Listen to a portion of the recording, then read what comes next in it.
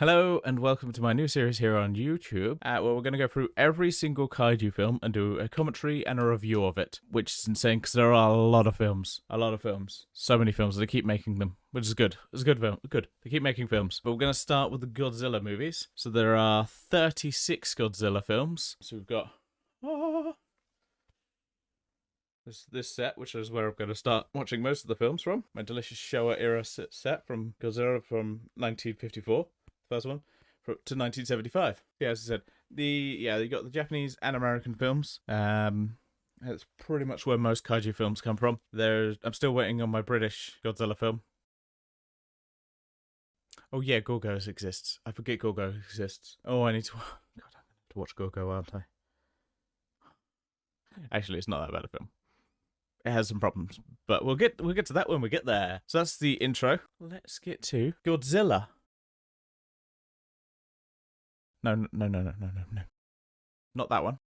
Not that one. Nope. Oh god, not that one either. Oh no, I'm gonna have to do that film as well. Oh no. We're talking about the OG film, 1954. Godzilla. The film directed by Ishihiro Honda. Yep. Directed a load of great Japanese films. And including a lot of the good kaiju films of the Showa era. So yeah, the year is 1954, which is the birth of Simpsons creator Matt Groening, the master of movie martial arts Jackie Chan, and the atomic fire-breathing monster known as Godzilla. So as I started off, I have that amazing set, Godzilla films. This is a lot of kaiju films I have. Some I've watched, some I haven't watched. We'll get to them at some point. Yes, Jurassic Park is in there. I kind of count it. It was definitely inspired by kaiju films. We'll get to this. We'll get to some of these later. So, yeah, as I said, talking about the original film. The original film is dark as fuck. Really is dark as fuck. And not just in the literal sense, even though it is pretty dark in a lot of scenes. It's obviously about the nuclear bombs that were dropped on Japan, which was like 9 years. It's crazy when you think it's like this film is like 9 years away from like the atomic bombs dropping in Japan. Like we're currently now 20 years away from like 9/11, and this is 9 years away from it, and they've got a film that's like, holy shit, the nuclear bombs were fucking terrible. But as I said, yeah, the film is also really dark, which does help in certain scenes because the suit does look good in some places, and I think that's mostly in the nighttime scenes where they just go, it's dark. It's a dark film. Which is very dark, but yeah, it doesn't look that great in some of the scenes where it's light, and that's probably why it is dark. Maybe could be wrong. I do want to say it is one of those things where it holds up surprisingly well. I first watched Godzilla like maybe a year ago, when I was like, I'll start this set, and then I watched the first one and went, cool, and I didn't go back to it because I get distracted easily. I was like, cool, yeah, but no, it really does hold up well. It looks great. I mean, in the set it looks amazing, but Jesus, it holds up so well. Pretty much everyone in it is acting. Yeah, the acting's pretty good. The music is you got that iconic it's just crazy that the iconic Godzilla theme is still going from like 1954, which no movie character has got like a theme that's gone on that long. Like even stuff like Superman, they didn't use his theme anymore. I mean, mostly because it's fucking dark as fuck nowadays. We kind of have a huge uplifting Godzilla theme, a huge uplifting Superman theme, and fucking Zack Snyder Superman films. Let's not get started on Zack Snyder. Let's not go there right now. That's a huge internet debate. I do not want to start. We'll get to what I want to grade it. I'm still unsure of how my ranking's going to work, but we'll get there. Yeah, so we need to think about what my ranking is. But let's have a little talk about Godzilla, King of the Monsters. No. Not that one. No, not that film. Not that film. No. We're talking about 1956 Godzilla King of the Monsters, which is the American cut of Godzilla. American cut because they basically insert a brand new character into it. It's called Steve Martin. No, this is becoming a joke, isn't it? It's becoming a joke, and I'm already tired of it. Not that Steve Martin. Not that Steve Martin. This is played by Raymond Burr, who's best known for playing Perry Mason. And by best known for, I mean, it's just a little bit before my time. Raymond Burr is best known for playing Perry Mason. I have almost no knowledge of it, other than fact, I know my mum watches them and watched them back in the day. I guess this is also the new remake of Perry Mason, which is a prequel. It's a modern day thing. Whatever. We're getting distracted again. But yeah, it's weird, but it kind of makes sense. Like it's weird in the sense that there's a bunch of scenes where the film kind of plays out as usual, except occasionally it just cuts over to like Raymond Burr just going, "What the fuck are they saying? What the fuck are they saying?" It's like, and he is basically his Japanese mates just be like, "Oh, well, they're actually saying this. Why is there an random American man just hanging out here?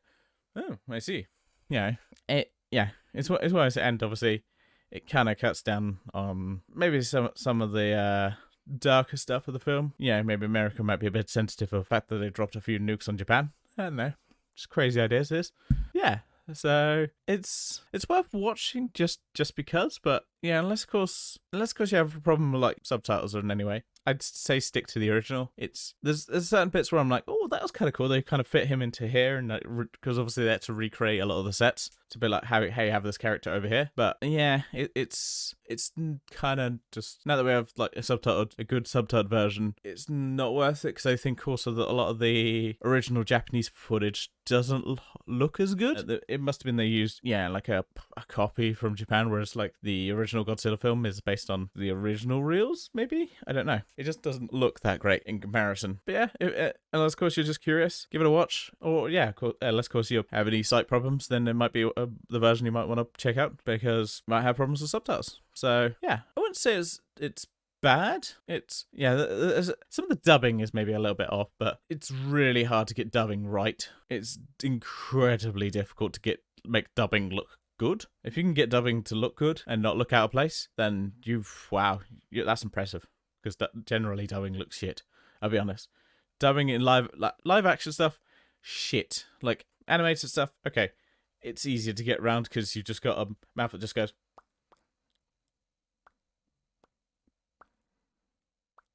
Yeah, you haven't got to deal with all the movement in the mouth, essentially. But that's that. At the end of this, I'll do a review of both. I'll do a score for both of them. We're going to do a score for both, because I have done a commentary for Godzilla and Godzilla King of the Monsters, just because I wanted an excuse to watch it as well. So I figured, might as well do that. But in here, because I just didn't think it deserved to have a separate review. So it's going to be kind of included in here right at the end. But let's get into the synopsis. Okay, let's go into my styling of a recap of the film. Let's call it the Brett Cap. We're doing the Brett Cap of the film. Yes, let's go with that. Okay, so we're going to do a Brett Cap of the film. It's a recap where I'll do my version, my own version of it. So let's get this started. All right, Godzilla makes it clear that he hates boats by destroying them randomly, because fuck boats. Old man warned everyone about Godzilla, but no one listens to him because he's a boomer, and this is the start of the movie. Obviously, we still have a movie to go through, so we can't listen to the old man who obviously knows better than everyone else about Godzilla. We got to ignore him. A rainstorm happens, but actually it's Godzilla. Japan discusses if they should do anything about Godzilla. They decide to send a bunch of people to a city about to investigate. A bunch of people to arrive onto the island to investigate everything that's happened with Godzilla. Somehow they land on the one side of the island without Godzilla. They look around to find some footprints, and they go to investigate about Godzilla. They see Godzilla, and he gets frightened and runs away, because at this point Godzilla is a little bit shy and he doesn't like being seen out in daylight, I guess. So he runs away and gets into water and somehow doesn't make any noises about it. It's a bit weird. And it's also weird that no one actually hears Godzilla. Start they don't hear Godzilla, even though it's a loud ass piece. But that's a story for another day. Japan then goes back to discuss about Godzilla and discusses if they should cover it up from the rest of Japan, and also by extension the rest of the world, even if it's basically the biggest threat to humanity that the world has ever seen. But maybe we should just cover it up. just cover it up. Japan's not army, because Japan can't have an army. Discussion for another day. Try to blow up Godzilla with depth charges. Old scientist doesn't like this. He's sad now. We have a pirate scientist. He has a secret that'll make water glow. And that will come into the plot later. The depth charges did jack shit. So Japan's next army.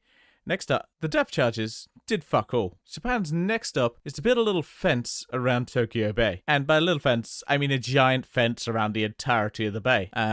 Somehow they do this within like a day. It's really impressive. This is a feat to Japanese engineering. But guess what? The French do nothing. The fence does fuck all. Godzilla doesn't give a shit. Godzilla then decides to wreck Tokyo and kill a bunch of people, destroying a bunch of buildings, and fucks up Tokyo. He then eventually gets bored with killing humanity and just goes back into the water again. Everyone is sad because death is sad. So they all... Basically, everyone is sad because death is sad. The one guy who was hanging out with the pirate scientist remembers that he has a really good way to debone fish, which is tricky to say the least. She believes it might work on Godzilla, as he mostly lives in the water. Everyone decides to use this, as they're all out of ideas. Pirate scientist decides, no, he doesn't want to use this, but eventually gives in when he hears a choir singing his favorite song. Pirate scientist decides to use the oxygen destroyer, which is his way of deboning fish, and he does. It works, and he decides to die, because he doesn't want to make a sequel, because the sequel might not live up to the original. Old man scientist believes there will be a sequel one day. Right, so that is Godzilla. Godzilla 1954. It's a film that basically launched pretty much like the first cinematic universe. The Showa era, let me pick up the set again. Like, I think majority of these films in here are part of one continuity, except for, I want to say, Destroy Monsters. I think that's separate. Yeah, it launched a fucking franchise, and it's honestly, I think it's honestly just holds up so well. It's so good. The film is so good. Honestly, if you haven't watched it, please watch it.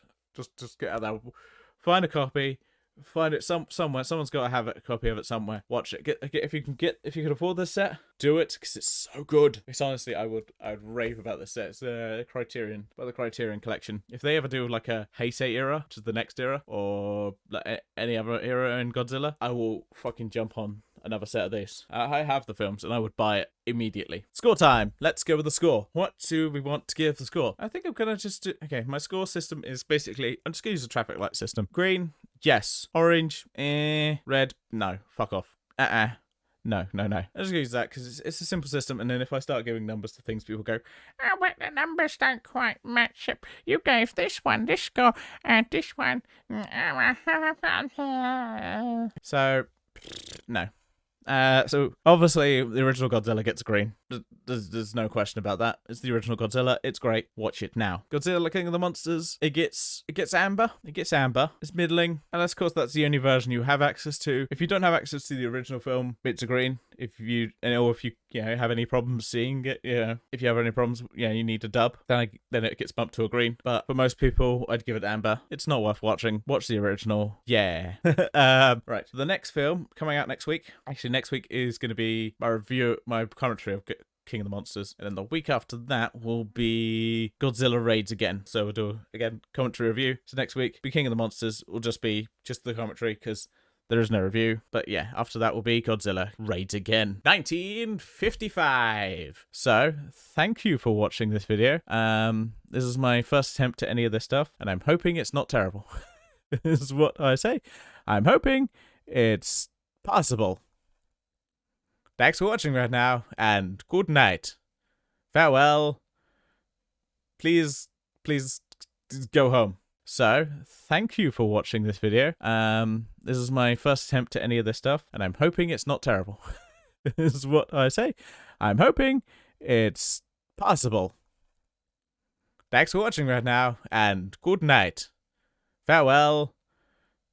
Please go home.